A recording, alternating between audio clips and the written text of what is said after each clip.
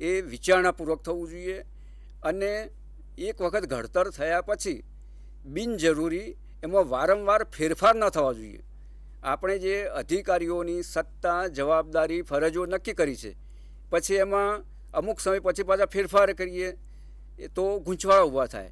એટલે વ્યવસ્થા તંત્રમાં સ્થિરતા હોવી જોઈએ, બિનજરૂરી ફેરફાર ન કરવા જોઈએ. એ રીતે વિચારીને જ વ્યવસ્થા તંત્રનું માળખું અગાઉથી નક્કી કરવું જોઈએ. તો આ વાત મહત્ત્વની છે. વ્યવસ્થા તંત્રમાં દેખરેખ અને અંકુશની જોગવાઈ હોવી જોઈએ. તો વ્યવસ્થા તંત્રમાં લોકો પાસેથી જ કામ લેવાનું છે. લોકોને દોરવણી આપવાની છે, હાથ નીચેના માણસોને સૂચનો આપવાની છે.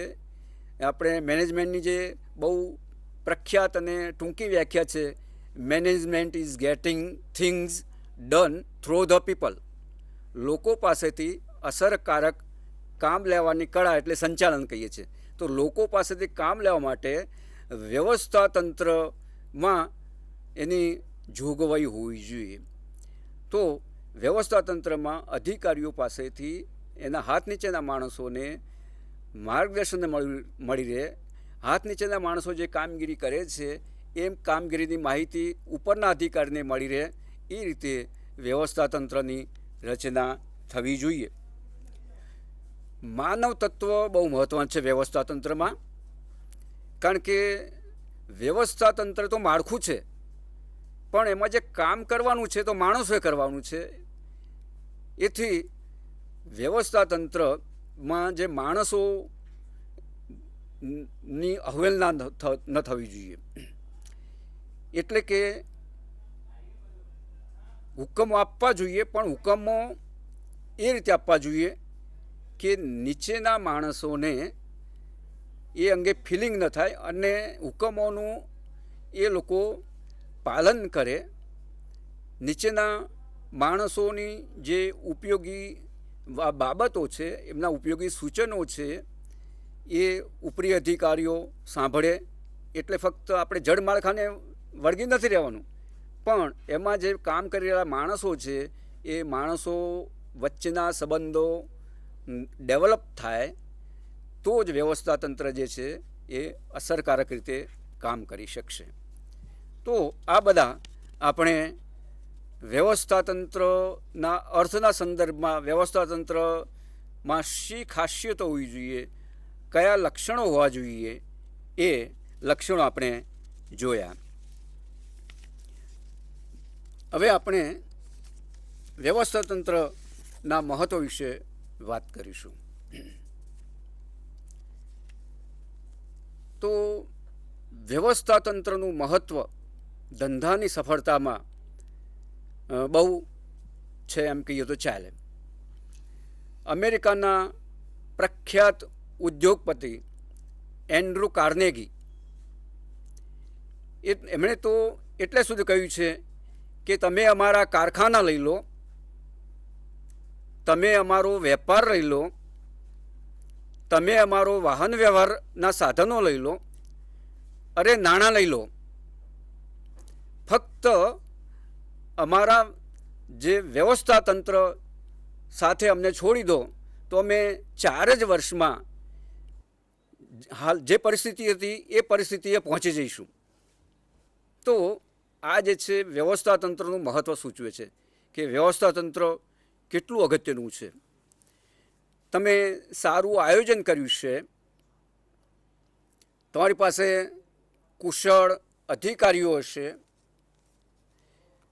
તમારી પાસે અદ્યતન સાધનો હશે, પરંતુ જો વ્યવસ્થા તંત્ર બરાબર નહીં ઘડાયું હોય તો આપણને 100% સફળતા મળશે નહીં. કારણ કે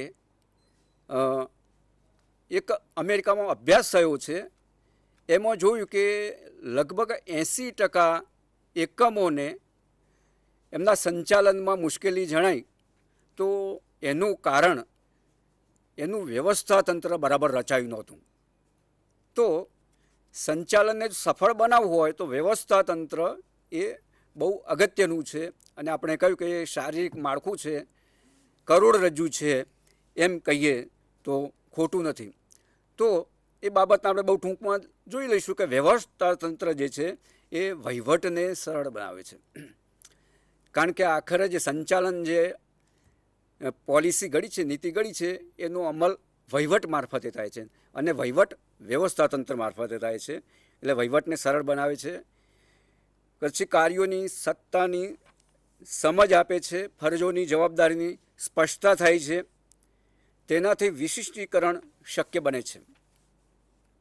તો લાયક જે વ્યક્તિઓ છે એને લાયક કામ સોંપી શકીએ છે અને પરિણામે કામ અસરકારક રીતે થાય છે અને કાર્ય સફળ થાય છે. સાધનોનો મહત્તમ ઉપયોગ શક્ય છે. આપણી પાસે જે શક્તિ છે, સાધનો છે, મની પાવર જે છે, મશીન્સ છે, એ બધાનો ઉપયોગ જો માળખું વ્યવસ્થિત ગણાવ્યું છે તો આપણે અસરકારક રીતે ઉપયોગ કરી શકીશું. વિકાસને વૈવિધ્યકરણ જે છે એ શક્ય બને છે અને આપણે એને અમલમાં મૂકી શકીએ છીએ. સર્જન શક્તિને વ્યવસ્થાતંત્ર ઉત્તેજે છે અને અલ્ટિમેટલી છેવટે તો આપણો જે ધંધાના ધ્યેય હાંસલ કરવાના છે, પ્રાપ્ત કરવાના છે, એ ધ્યેય આપણે પ્રાપ્ત કરી શકીએ છીએ. હવે વિશેષ મારા મિત્ર શ્રી ચિરાગ રાવલ આપને માહિતી આપશે. Thank you very much sir. Shri Sombhai Patel સરે આપણને વ્યવસ્થાતંત્ર શું છે તે વિશે માહિતી આપી. તો વ્યવસ્થાતંત્ર જ્યારે બે કે તેથી વધુ વ્યક્તિઓ ભેગા મળીને કોઈ પણ કાર્ય કરે ને તે પ્રાપ્ત કરવા માટે એક વિશિષ્ટ વ્યવસ્થાતંત્રની રચના કરવી જરૂરી છે. તો એ માટે વ્યવસ્થાતંત્રની રચના કઈ રીતે કરવી તે જોવું એ મહત્ત્વનું છે. તો વ્યવસ્થાતંત્રનું રચના કરવા માટે 6 મહત્ત્વના તબક્કા જોવામાં આવે છે. એક છે હેતુઓની જાણકારી, નંબર 2 છે કાર્યોની યાદી, 3 છે કાર્યોના જૂથ બનાવવા, 4 સ્થાન નિશ્ચિત કરવા, 5 સત્તા અને જવાબદારી સોંપણી અને 6 આંતર સંબંધોની સ્થાપના. તો આ દરેક વ્યવસ્થાતંત્રની રચના કરવા માટે મહત્ત્વનો ભાગ ભજવે છે. તો સૌથી પહેલો પોઈન્ટ છે હેતુઓની જાણકારી. હેતુઓની જાણકારી કઈ રીતે કરવી? તો જ્યારે કોઈ પણ વ્યવસ્થાતંત્ર કે ઓર્ગેનાઇઝેશનની સ્થાપના કરવામાં આવે ત્યારે સૌથી પહેલો તેનો ધ્યેય શું છે, તેનો હેતુ શું છે, તે સૌથી પહેલાં સિદ્ધ કરવું જોઈએ, નક્કી કરવું જોઈએ. અને તેના આધારે જ આપણે ભવિષ્યમાં શું કરવાનું છે અને આપણે ભૂતકાળના અનુભવને આધારે આપણે ભવિષ્યની યાદી બનાવીશું, એટલે કે હેતુ નક્કી કરીશું. એટલે કે હેતુ એ મહત્ત્વનો ભાગ ભજવે છે. જ્યારે તમે કોઈ પણ વ્યવસ્થાતંત્રની રચના કરો પરંતુ જો તમારો હેતુ જ નક્કી ના હોય તો તમારે ભવિષ્યમાં શું કરવાનું છે તે નક્કી થઈ શકતું નથી.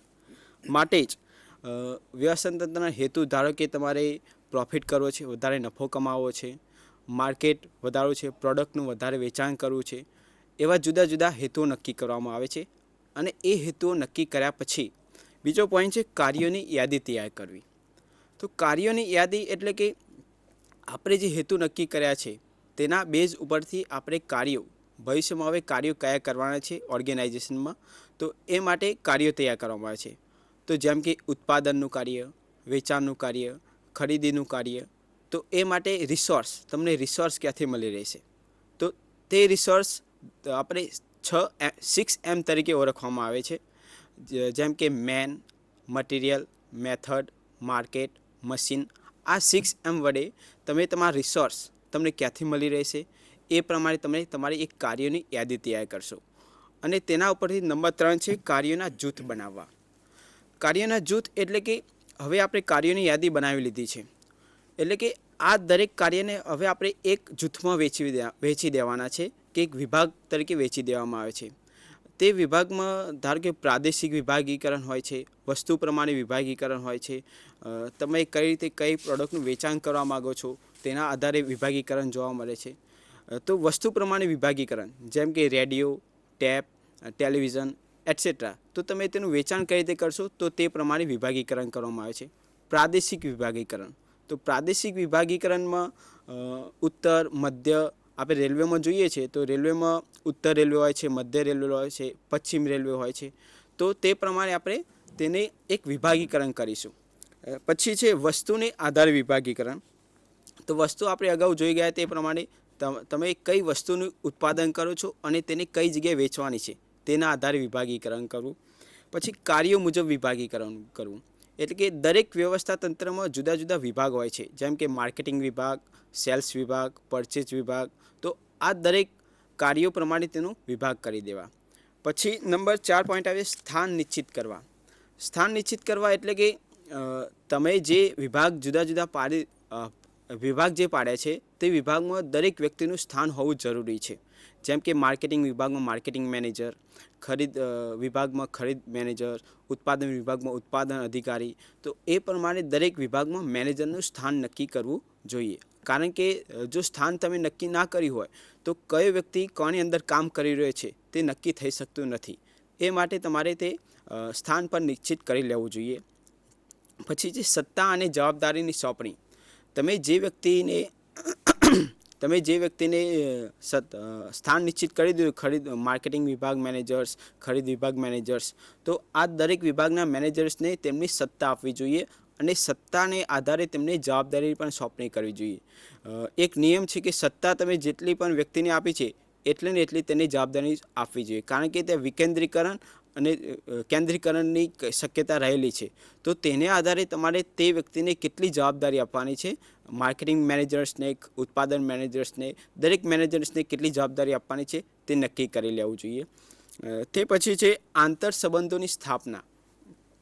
તો આંતર સંબંધોની સ્થાપના, ધારો કે દરેક આપણે વિભાગ પાડ્યા છે તો તે દરેક વિભાગમાં દરેક મેનેજર્સ વચ્ચે રિલેશન્સ જળવાઈ રહે, એકબીજા વચ્ચે સારી રીતે કામ કરે. તો એ માટે કોણ કોને જવાબદાર છે, કોણ કોને જવાબદાર નથી, એ દરેક વ્યક્તિ વિશે તેમની આંતર સંબંધોની સ્થાપના કરવી જરૂરી છે. અને આ બધા કાર્યો આપણે જોઈ ગયા તે પ્રમાણે હેતુઓ નક્કી કરવા, કાર્યોની યાદી બનાવવી, કાર્યોના જૂથ બનાવવા, પછી સત્તા અને જવાબદારીની સોંપણી અને આંતર સંબંધોની સ્થાપના. તો આ દરેક કાર્યની એક તમારે નકશો તૈયાર કરવો જોઈએ, એક આકૃતિ તૈયાર કરવી જોઈએ. અને આકૃતિ તૈયાર કર્યા પછી તે કર્મચારીઓ છે, જે એમ્પ્લોય છે, એ દરેક એમ્પ્લોય તેને સમજી શકે તે પ્રમાણે તમારે એક વ્યવસ્થા તંત્રની રચના કરવી જોઈએ. હવે હું મારા અધ્યાપક મિત્ર આશીષભાઈ દવેને વિનંતી કરીશ તે આગળ વ્યવસ્થા તંત્ર વિશે માહિતી આપશે. આભાર રાવલ સાહેબ. વિદ્યાર્થી મિત્રો, પટેલ સાહેબે આપણને વ્યવસ્થા તંત્રનો અર્થ, લક્ષણો એટલે કે ખાસિયત અને એનું મહત્ત્વ સમજાવેલું છે. અને રાવલ સાહેબે આપણને વ્યવસ્થા તંત્રની રચનાના તબક્કા સમજાવેલા છે. સામાન્યતઃ આના પરથી એવું કહી શકાય કે વ્યવસ્થા તંત્રની રચના એ સત્તા મંડળો દ્વારા અથવા સત્તાધીશો દ્વારા અથવા સંચાલકો દ્વારા એક હેતુપૂર્વક કરવામાં આવતી પ્રવૃત્તિ છે. હેતુપૂર્વક જ્યારે વ્યવસ્થા તંત્રની રચના કરવામાં આવે છે ત્યારે અસ્તિત્વમાં આવતા વ્યવસ્થા તંત્રને આપણે વૈધિક વ્યવસ્થા તંત્ર એટલે કે કાયદેસરનું વ્યવસ્થા તંત્ર કહીએ છીએ. કાયદેસરના વ્યવસ્થા તંત્રમાં ઉપરી અધિકારીઓ સત્તા અને જવાબદારી નિશ્ચિત કરે છે અને એ નિશ્ચિત કરેલી સત્તા અને જવાબદારીઓ માટે દરેક કર્મચારીને એની સોંપણી કરે છે અને કર્મચારીને હોદ્દો સોંપે છે. જેમ કે રાવલ સાહેબે હમણાં જ વાત કરી કે કાર્યના જૂથો બનાવવા, એટલે કે ઉત્પાદનનું જૂથ, વેચાણનું જૂથ, ખરીદનું જૂથ, કર્મચારી સંચાલનનું જૂથ, આ બધા જ જૂથો બનાવીને કાર્ય જૂથો પ્રમાણે જે તે વ્યક્તિને સત્તા સોંપવી અને એની જવાબદારી નિશ્ચિત કરવી, જે સામાન્યતઃ એક ચોક્કસ હેતુપૂર્વક થતી પ્રવૃત્તિ છે. પરંતુ વ્યવસ્થા તંત્રના એક સમાંતર, એક પડછાયારૂપ એકમમાં એક બીજું વ્યવસ્થા તંત્ર અસ્તિત્વ ધરાવે છે, જેને આપણે અવૈધિક વ્યવસ્થા તંત્ર કહીએ છીએ. અવૈધિક વ્યવસ્થા તંત્રની રચના માટે સંચાલકો દ્વારા કોઈ ચોક્કસ પ્રયત્ન કરવામાં નથી આવતા, પરંતુ છતાં પણ કાર્યસ્થળે ભેગા થતા કર્મચારીઓના આંતર સંબંધથી એક અસ્તિત્વમાં આવતું તંત્ર છે. સામાન્યતઃ આપણે અવૈધિક વ્યવસ્થા તંત્રની શરૂઆત કરતાં પહેલાં સ્લાઇડ પર આપણે એની એક વ્યાખ્યા ઉપર નજર નાખી દઈએ કે અવૈધિક વ્યવસ્થા તંત્ર વિશે ચેસ્ટર બર્નાર્ડે કહેલું છે કે ચેતનાપૂર્વક સંયુક્ત ઉદ્દેશ નિર્ધારિત કર્યા વગર, એટલે કે ચેતનાપૂર્વક કોઈ જાણીબૂજીને કોઈ સંયુક્ત ઉદ્દેશ નિર્ધારિત કરીને લોકો ભેગા નથી થયા. ચેતનાપૂર્વક સંયુક્ત ઉદ્દેશ નિર્ધારિત કર્યા વગર જો કંઈ સંયુક્ત કે વ્યક્તિગત કાર્ય કરવામાં આવે એટલે કે ગ્રુપ એફોર્ડ કરવામાં આવે છે, પણ પરંતુ એ અગાઉથી ઉદ્દેશ નિર્ધારિત કર્યા વગર કરવામાં આવે છે. એટલે કે ચેતનાપૂર્વક સંયુક્ત ઉદ્દેશ નિર્ધારિત કર્યા વગર જો કોઈ સંયુક્ત કે વ્યક્તિગત કાર્ય કરવામાં આવે તો તેને અવૈધિક વ્યવસ્થા તંત્રના નામથી ઓળખવામાં આવે છે. ચેસ્ટર બર્નાર્ડની વ્યાખ્યા સ્વયં સ્પષ્ટ છે મિત્રો, કે આ કાર્ય કરવા માટે કોઈ અગાઉથી નિશ્ચિત ઉદ્દેશ નક્કી કરીને ભેગા થયેલા કર્મચારીઓ નથી. આ કર્મચારીઓ અવૈધિક વ્યવસ્થા તંત્રમાં ગોઠવાયેલી કડીઓ તરીકે ઓળખાય છે. આ અવૈધિક વ્યવસ્થા તંત્ર અસ્તિત્વમાં આવવાના મુખ્ય કારણો આપણે જોઈએ તો કાર્યસ્થળે જે કર્મચારીઓ ભેગા થાય છે અને કર્મચારીઓ ભેગા થાય છે એ દરમિયાન એમને ઘણા બધા નાના મોટા પ્રશ્નો ઉદ્ભવે છે અને એ પ્રશ્નોની એ અવૈધિક માહિતી સંચારના ભાગરૂપે એકબીજા સામે રજૂઆત થાય છે અને એ રજૂઆતના ભાગરૂપે એકબીજાને પરસ્પર લાગણી અથવા હમદર્દીથી એકબીજા સાથે સંકળાય છે અને નજીક આવે છે. અને આ રીતે નજીક આવેલા કર્મચારીઓ એકબીજાને પરસ્પર એકબીજા પાસેથી જ્ઞાન, માહિતી અને હૂંફની પરસ્પર આપ-લે કરે છે.